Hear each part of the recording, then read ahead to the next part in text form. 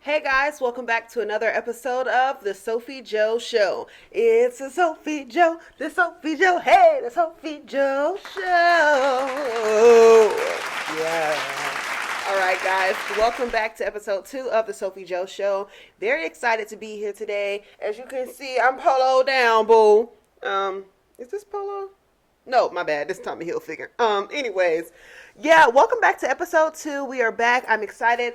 This episode, today's topic, as you guys saw from the title, we are talking about homecoming. It's homecoming season, okay? Holiday season.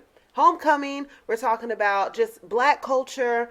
We're also going to tap a little bit into like African culture and African opinion about black culture.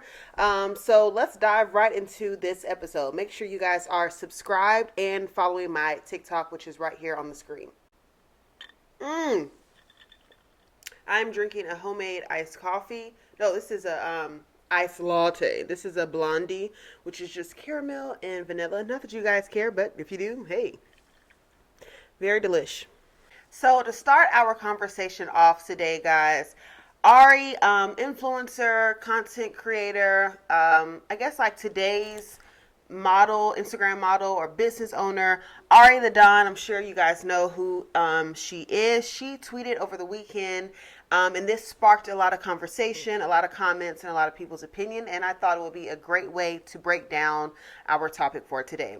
So Ari tweeted, quote, "Why are grown adults at college homecoming? Is that normal? I'm genuinely asking because I didn't go to a big college that did stuff like that, but it seems so off." End quote. So she tweeted that, and people were like, "Oh Lord, you can tell who went to college and who didn't." So, homecoming season, like I said, it's a big deal, especially in the Black American or African American community and culture. Y'all know what homecoming is, especially if you went to a HBCU. It's a time where graduates, alumni, current students come together. They celebrate college life. They celebrate each other. They celebrate friendships that have been made and grown over the years. They celebrate their accomplishments of graduating and pursuing their careers in higher education and things like that. So a lot of people tailgate. It's just music. It's good food. It's good vibes. It's just fun. You enjoy the game. Some people don't even go to the game. They just go for the tailgate. That's me. It's just a good time, and it's a time that a lot of black people look forward to every year because it's just a feel-good energy. It's like, hey, you're going to see some people strolling, you're going to see some people stepping, you're going to get some good music, some old school music, new school music. Somebody going to be selling barbecue plates. You're going to be able to buy some school merch, some paraphernalia, all that good stuff. So it's just a really great time that everybody pretty much looks forward to.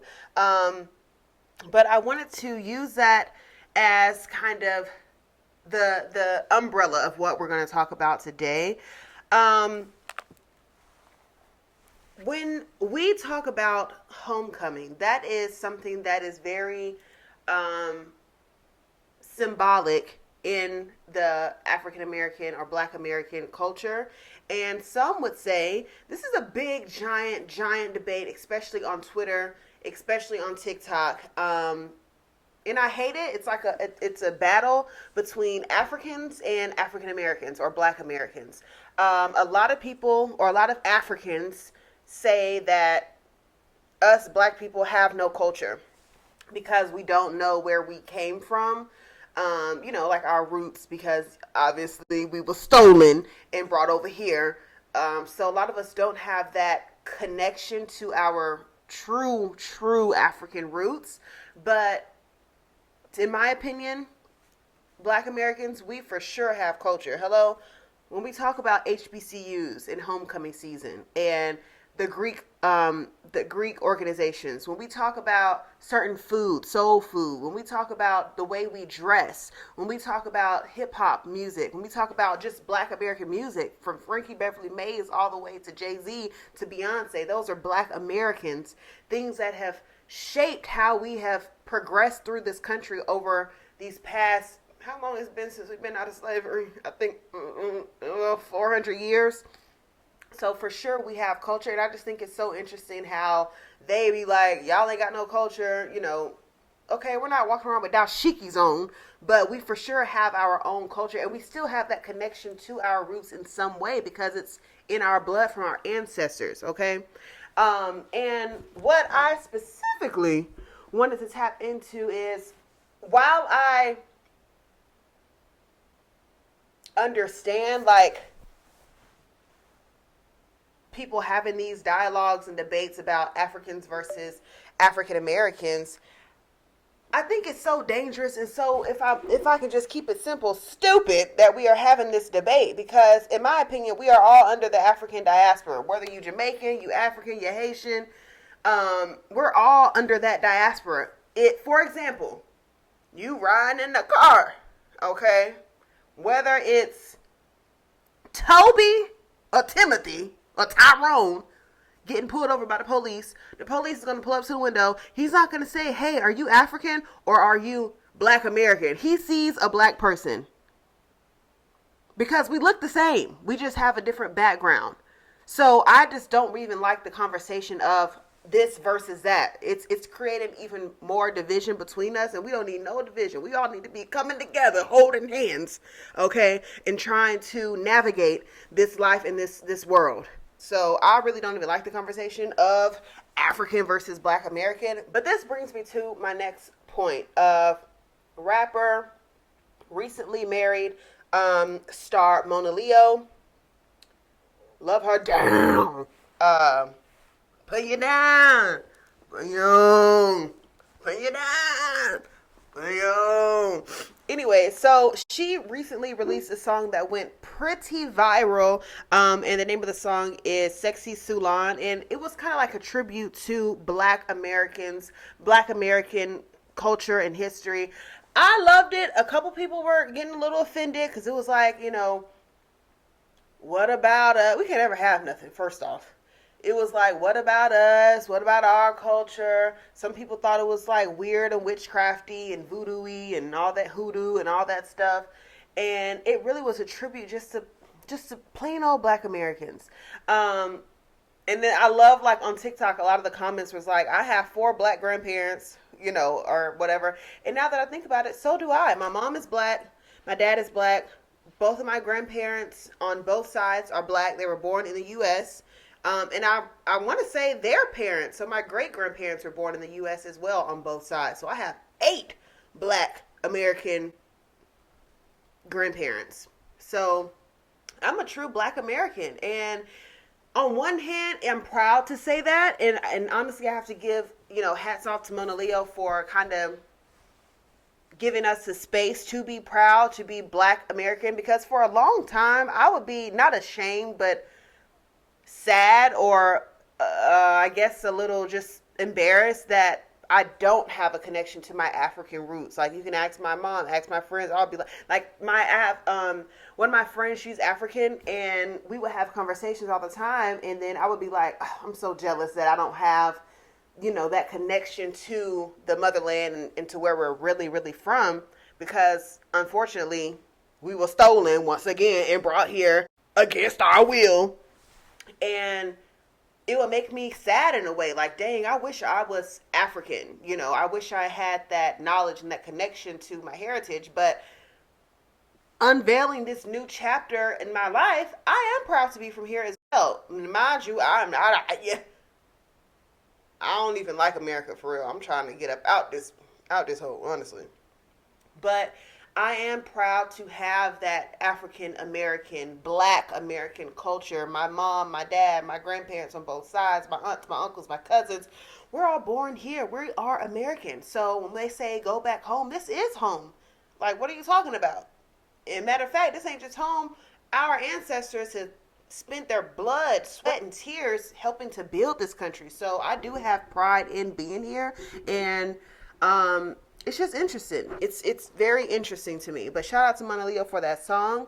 Yeah, I didn't go to an HBCU. It is one of my biggest regrets in life. I went to a PWI.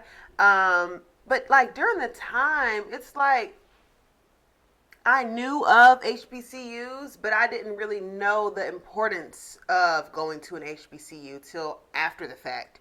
My mom went to a PWI, and I don't mean I went to a PWI where it was like I was the only black person in the class. It was pretty diverse. I went to Georgia State University, and I also went to Columbus State University. So both of the campuses are pretty diverse. And I do remember specifically when I was ending my high school years, and it was time for me to start looking for colleges and things like that. I do remember telling myself I wanted to go to a non-HBCU because I wanted the diversity. Because in my mind, I'm thinking when I graduate college, the world is diverse, and I want to make sure I am well equipped enough, and to handle the world, because the world is diverse. America is diverse. But now looking back on it, I for sure wish I would have gone to an HBCU. I only did undergrad, but I said that if I did go to grad school, I would go to an HBCU. But I'm not going back to school, please. Please, I'm not going back to school, okay? All that debt and all them loans for what? Anyways, it's a whole another topic. But, yeah, I wish I would have gone to an HBCU just to really even further experience that black experience and just all that comes with it. Now, I did have a good time in my college days, don't get me wrong, okay? But I just think going to something like that would have been even more. But low key, on the lowest of keys, I think if I would have gone to an HBCU, I would have probably really been on my like Angela Davis type, because I'm already like that low key. And I think me going to a historically black college and university, I really would have been like just too woke for my own good. So I think everything happens for a reason. But shout out to all the HBCUs, shout out to homecomings, and just shout out to us keeping the black tradition, education, respect, love, joy, connection, networking going as the years come. And now we know with this new administration, unfortunately, there's been a lot of funding that's been cut for these historically black colleges and universities. So they are really depending on donations from the alumni, donations from people in general. So if y'all are listening to this and, hey, you got a few dollars you think you could spare, you don't mind helping support some of these colleges and universities to keep them up and running and funded and doing what needs to be done, because we all know Mr. Cheeto doesn't give a crap about black education and any of that. He wants to keep us down and held back for as long as he can. With that being said, did y'all hear about Jeff Bezos, Amazon CEO, ex-wife, I forgot her name, but donating all those thousands, or was it millions? I think it was millions of dollars to various HBCUs. Wow, hats off to her. Of course, she probably did it as a tax thing because she has to spend the money anyways, but she could have spent it anywhere, and she decided to spend it where, we really need it, at these HBCUs. So, hey, shout out to you, boo. So before we get out of here, once again, make sure y'all are following me on all socials, boo. Instagram, TikTok, and make sure you hit that subscribe button on YouTube. We are just getting started. Here on Sophie's Society, which is my YouTube channel, we will be having the SOPHIEJO show dropping one time a week, but we'll also have a weekly vlog dropping one time a week as well. So if you guys want to see a little bit into my everyday life and just how I'm trying to thug it out here in these streets, child, trying to navigate as a grown adult, because it is hard, okay? I'm not kidding. It's tough. Being an adult is overrated. And then also me just living my life, boo, having fun, trying to fit it in when I can, boo. So yeah, make sure you guys are checking out my vlogs as well. And I think this wraps up this episode of the SOPHIEJO show. It's the SOPHIEJO, hey, the SOPHIEJO show. Make sure you guys are tuned in. We will be having another episode out before you know it, okay? And I'll see you guys in my next one. This light, low-key, was annoying me the whole episode. I just tried to play it off. So that won't be there next time. Bye.